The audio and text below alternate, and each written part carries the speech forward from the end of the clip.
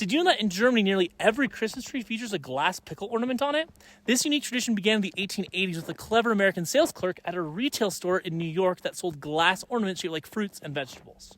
While most ornaments were popular, the green glass pickles weren't selling. Maybe this was due to their odd shape or their tendency to blend in with the tree. I don't know. But to clear his unsold stock, the clerk invented a story. He said that in Germany it was tradition to hide a real pickle in the Christmas tree, and the first child to find it would open their presents first. This tale captivated New York City's customers, many of whom were European immigrants, and they eagerly bought these pickles, and some even sent them to their relatives in Germany, suggesting that they put the glass pickle instead of the real one. These American glass pickles became a status symbol in Germany, leading to their widespread popularity. Now, almost every German Christmas tree has one, all thanks to a story from a clerk in the 1880s. Contrary to popular belief, Coca-Cola didn't invent Santa Claus. The legend began with St. Nicholas, who was a monk who lived about 280 AD in modern-day Turkey, or what is now known as modern-day Turkey. He was known for his generosity, and the name eventually evolved to Santa Claus from the Dutch Sinterklaas. However, our modern image of Santa was shaped by Clement Clarke Moore's in the 1800s poems that he wrote describing a jolly elf with supernatural powers. In the 1890s, the Salvation Army further popularized the image with Santa Claus. While Coca-Cola did not originate the image, their widespread Christmas advertising over the last century definitely has helped solidify him in our modern psyche. Did you know that in the Polar Express, Tom Hanks played more than just the conductor? In fact, he played 6 different characters. They were the conductor, hero boy, father, hobo, Scrooge, and of course Santa Claus. Did you know that it's a Christmas tradition in Japan to eat Kentucky Fried Chicken for a Christmas dinner? The food is so popular that some KFCs are completely booked out 2 months in advance. On 34th Street, the primary location the movie was set was in a Macy's at Herald Square, but for the classic 1994 remake that we all know, Macy's refused to participate, so the movie producers had to improvise and created the fictional Kohl's that we now see in the movie. Have you ever wondered why Santa lives at the North Pole versus somewhere else? Well, this trope comes from an 1800s political cartoonist named Thomas Nast, who drew several pictures with Santa living at the North Pole. Why did he choose the North Pole of all places? Well, at the time, there had recently been a series of exploratory expeditions to the Arctic, and the North Pole was thought of as a mythical, magical place. Were you older than average when you stopped believing in Santa? Well, according to this market study, the average age that kids stop believing in Santa is just over 8 years old. Did you know that Christmas was banned by Christian religious groups? In the 17th century, the Puritan-led English Parliament banned Christmas in favor of a day of fasting. The first U.S. state to even declare Christmas as a legal holiday was Alabama in 1836. Why'd they ban it? Well, early Christmas celebrations were quite different from today.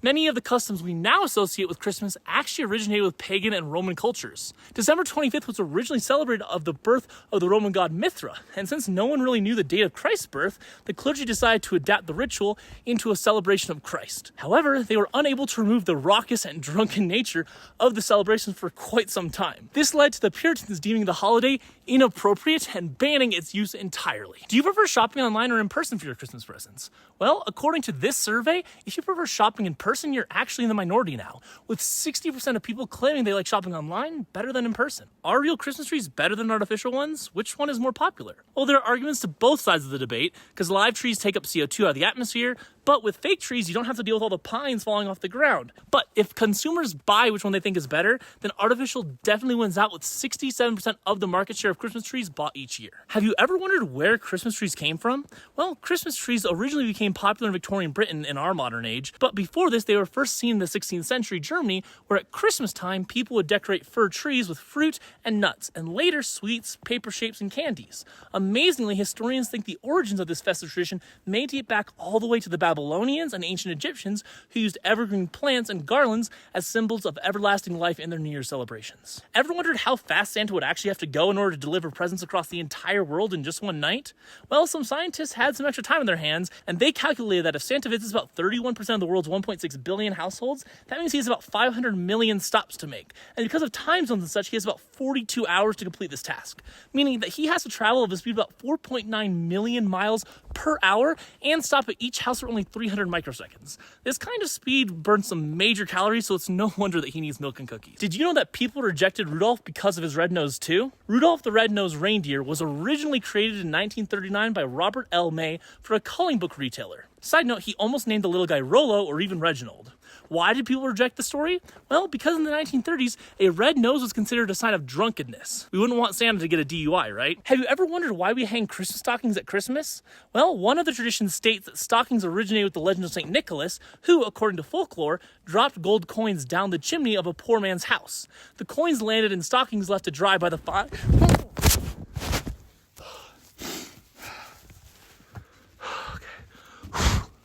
Christmas cards have been around for a long time, like a really long time. The first commercial Christmas card was created in 1843 by Sir Henry Cole in London. It featured a festive scene of a family gathering, and was meant to encourage people to use the new public post office.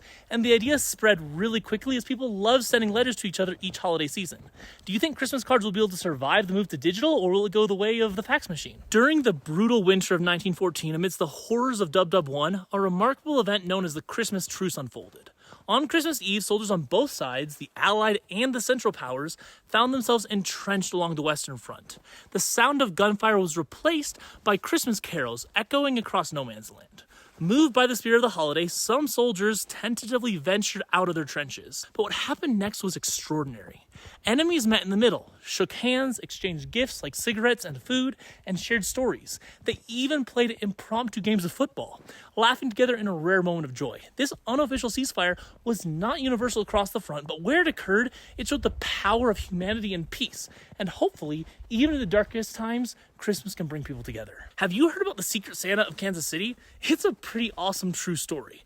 In the 1970s, an anonymous businessman in Kansas City started a tradition of handing out cash to people in need during the Christmas season. Dubbed the Secret Santa, he would anonymously give away around $100,000 each year. In the song The 12 Days of Christmas, our true love gives us a total of 364 gifts, 184 of which are some form of bird.